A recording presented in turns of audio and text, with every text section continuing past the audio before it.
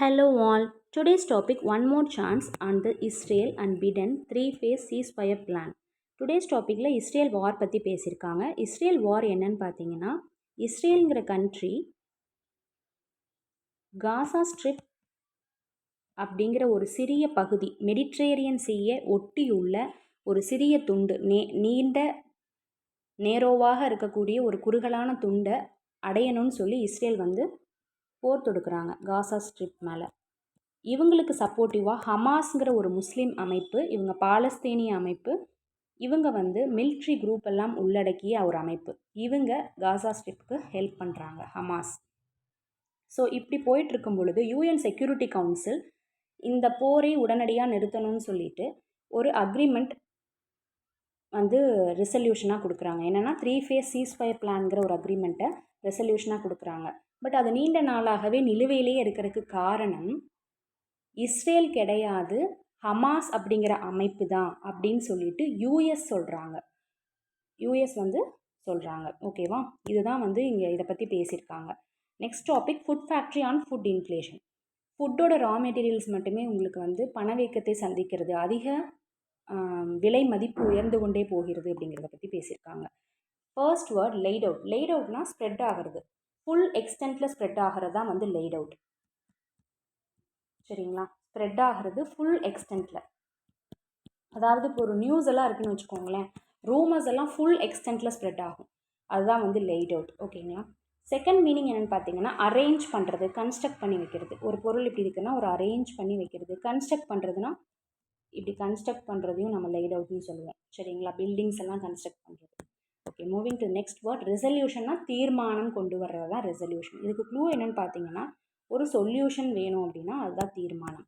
Next one hindrance. முன்னாடியே பார்த்துருக்கோம், தடை.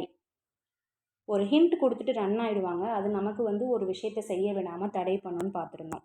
Next one abstain. அப்ஸ்டைனா தவிர்க்கிறது. சரிங்களா? ஒரு விஷயத்தை வேண்டாம் அப்படின்னு சொல்லி தவிர்க்கிறது தான் அப்ஸ்டைன்.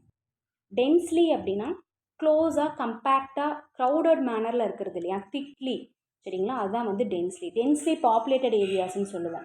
ஸோ கம்பேக்டாக இருக்கிற இடத்துல அதிகமான பொருள் க்ரௌடாக இருக்குது அப்படின்னா அதான் டென்ஸ்லி. ஹோஸ்டேஜ்னால் பணைய கைதி. சரிங்களா? இதுக்கு க்ளூ என்னென்னு பார்த்தீங்கன்னா ஏஜ்டு பீப்புளில் ஹாஸ்டலில் விட்டாங்க அப்படின்னா அவங்க பணைய கைதி மாதிரி அவங்களே ஃபீல் பண்ணுவாங்கன்னு ஞாபகம். Next one enclave. என்க்ளேவ் அப்படின்னா என்னென்னு பார்த்தீங்கன்னா ஒரு சிறிய டெரிட்டரி இருக்கும். சரிங்களா? அதை சுற்றி பெரிய டெரிட்டரிஸ் எல்லாம் இருக்கும், அதுதான் என்க்ளேவ். இது பார்த்தீங்கன்னா ஒரு கவர்மெண்ட் அவுட்லுக்கில் தான் இதை நம்ம பார்க்கணும். அதாவது ஒரு நாடு, ஒரு சிறிய நாடு, அதை சுற்றிலும் பெரிய நாடுகள் இருக்குது அப்படின்னா அதை தான் என்க்ளேவ்னு சொல்லுவோம்.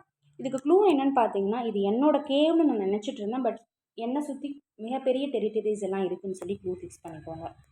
Next one endorsed. என்டோஸ்ட் நம்ம ஏற்கனவே பார்த்துருக்கோம். அஃபிஷியலாக நம்மளோட சப்போர்ட்டை டிக்ளேர் பண்ணுறது, அங்கீகாரம் கொடுக்குறதுமே என்டோஸ்டு தான்.